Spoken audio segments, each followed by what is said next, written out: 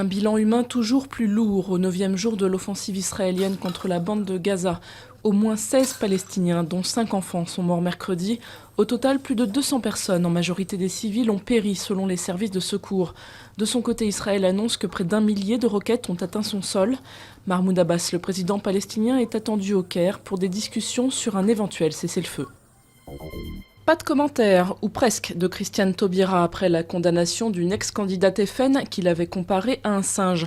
À la sortie du Conseil des ministres, la garde des Sceaux a simplement déclaré que les magistrats avaient jugé selon le code pénal.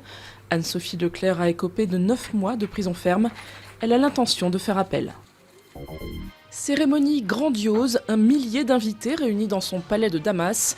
Pour sa prestation de serment, Bachar al-Assad a vu les choses en grand. Réélu début juin pour un 3e septennat dans un pays ravagé par la guerre, il a félicité ses partisans avant de fustiger pêle-mêle les rebelles et leurs soutiens occidentaux. Les détracteurs du président syrien avaient raillé le scrutin, parlant de parodie de démocratie.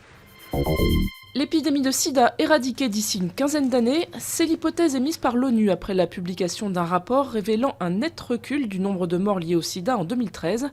1,5 million de morts, soit une baisse de 11,8% en un an. Il s'agit de la plus forte chute depuis le pic de l'épidémie en 2005. Depuis le XIIe siècle, la tradition n'a pas bougé d'une plume. Chaque année, les signes royaux sont recensés un par un sur la Tamise. Autrefois, il s'agissait de désigner quel oiseau aurait l'honneur d'être servi au banquet. Aujourd'hui, les volatiles sont simplement examinés et soignés. Un bon signe pour la préservation du patrimoine.